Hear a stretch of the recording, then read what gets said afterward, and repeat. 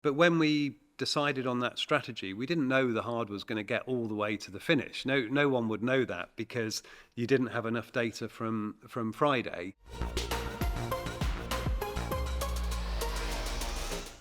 Hello and welcome to this Akkodis Race Debrief. My name's Jodi and joining us today we have Shov, here to answer your questions from the Las Vegas Grand Prix. Now Shov, we're fresh off the plane from being in Vegas. Such a strong, memorable event once again. So what's the general vibe of the team right now? Well, we're all excited to be near the end of the season. We had a really good weekend in Vegas, as you said. We've strengthened our position in P2 in the championship. Getting both cars on the podium was a great result. So yeah, we're all happy. The car's working well, the drivers are performing well, and we're looking forward to some more strong results in the final two races. Definitely strong results. We saw Doriane win the F1 Academy Championship and a double podium for Jodi and Kimi. So how would we summarise the weekend as the team? Well, I mean, Vegas is always a challenging weekend. It's a very unique track. Very fast, slow downforce.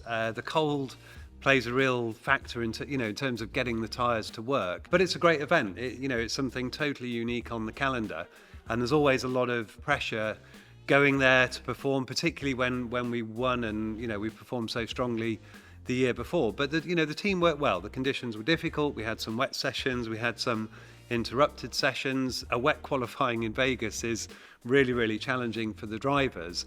But, generally it was a good operation. We did good homework on Friday. That certainly helped contribute to the result. And seeing Kimi's recovery drive from the back of the grid onto the podium was extra special. And an amazing stat that we can see is Doriane has scored points in every single F1 Academy race that she's taken part in. So how incredible is that for such a young driver? Well, she's been a real superstar this year and definitely deserves to be the champion. But that series, it's all about consistency.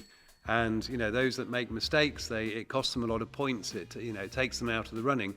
But Doriane's been there in every race. She's performed so well, faultlessly through so many events. And as I said, she's really a deserving champion, and we're all very proud of her. So let's look at George now. We want to talk about his steering wheel. We saw there was an issue in Q3 of qualifying and in the race. So could you tell us a little bit more about that? Well, not so much the steering wheel, but the steering system. So he came on to say the steering was doing something funny. Can we check on the data? Well, what we can see on the data is the load that's in the steering column. We can see the pressures that the power assistance is applying, and we can check whether or not they look, in line with expectation. You can also sort of overlay one car to another or lap on lap. But we could see some strange behaviour that was going on, where the torque the power assistance was applying was not really matching what George should have been getting for the load in the column. We then applied to the FIA to change those parts in Parc Fermé. We made that change and everything seemed fine, but then we had another instance of peculiar behaviour later on in the race. So we've got those parts back. We can investigate them here. We've got a bit of time to try and understand that ahead of Qatar, because at the moment we don't know if it's Vegas specific. Is it an issue with two completely different sets of parts, or is the issue actually on the car and we didn't change the bits that were at fault? So we've got a bit of work to do to understand it, but obviously there's safety issues when it comes to steering as much as there are performance issues.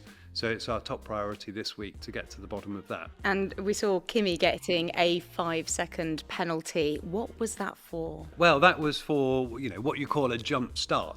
But when people talk about a jump start, they're normally thinking the drivers dropped the clutch before the lights have gone out to get a bit of a run on the competition. This was quite different and quite unusual. If you watch the video, what you see is before the lights go out, the car rolls about 2 centimetres forward, very, very slowly, but Kimi doesn't drop the clutch. He's actually got the clutch fully pulled. Now, we think what happened is at that point the car started to roll was the point he takes his foot off the brakes. So as they get ready for the start, they remove their foot, and that's only a second or so before the lights actually go out. And whether it's the vibration of the car or, if there might have been some torque in the driveline, but it certainly wasn't Kimi and the clutch that made it creep forward. Now, the FIA systems are very sensitive. They can pick up on that small amount of motion, and when we eventually checked the video with time to look at it properly, you could see this very very subtle movement. So, it was unfortunate for him to pick up that penalty. He was doing everything correctly in terms of what we tell him to do, but we just need to work out how to make sure that doesn't happen again. And then looking at him going out on the soft tyre, we're the only team that chose to use the soft tyre. So why was that the decision that was made? Well, we made that decision because we were pretty much committed to coming in very early. So whether it was lap 1, 2, 3, it was certainly going to be in the first few laps, because we wanted to actually stop onto the hard tyre before anyone else could cover us. Now, if you wait to a more sensible lap 10 or lap 15, you'll find other people are covering you off and you're stuck in traffic. But we knew that Kimi had very good pace. The strategy was all around how do you give him the maximum amount of clear air, and the best way to achieve that was to stop when no one else was going to stop. And because we knew it would be early, we thought let's go on the soft tyre, because that would be the easiest for warm-up. It would give him the most grip off the start. It wasn't so much about gaining positions as just it's safer on the soft tyre. The more grip you've got, if you're going forward slightly against the cars around you, it's easier for the driver.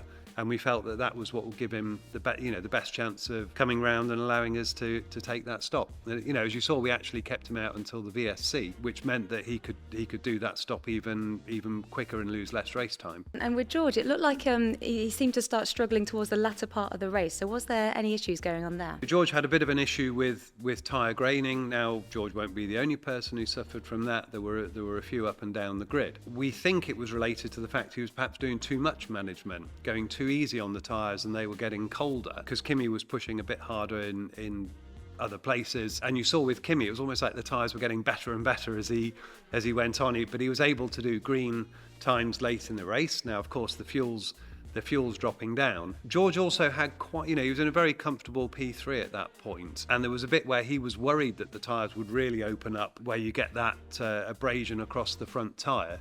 So he was using some of that gap that he had to P4 in order to nurse the car home.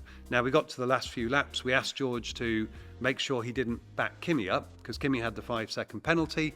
So then George pushed the last few laps. He said actually the grip got better when he pushed, and he felt that he should have just been driving the tyres harder throughout that bit where we were encouraging him to do the management. Well, this may answer the next question actually. How did we manage to extend that stint of the hard tyre for Kimi, or how did Kimi manage that 48 laps? Well, I mean, he drove it very well. He's got a good feel for what the tyres can handle. He knew that the fronts were having a difficult time, but the rears were in good shape, and he was actually able to use the throttle a bit to turn the car and give the fronts an easier time. But when we decided on that strategy, we didn't know the hard was going to get all the way to the finish. No one would know that, because you didn't have enough data from Friday. So it was either going to be 2 hard tyres from the first stop or 1, and we were just basing it on the lap times. But when we kept seeing him doing green times, why come in? And then by the time he got himself into a position where he was 4th on the road,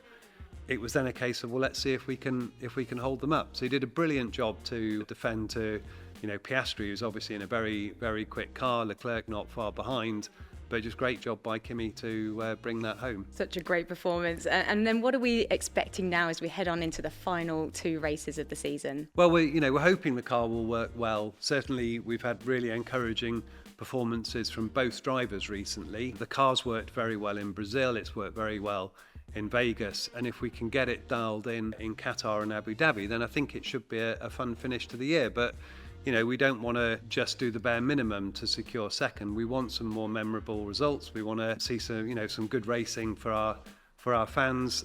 Both drivers will be keen to have a few more visits to the podium. So we'll be giving it everything to finish the year in style.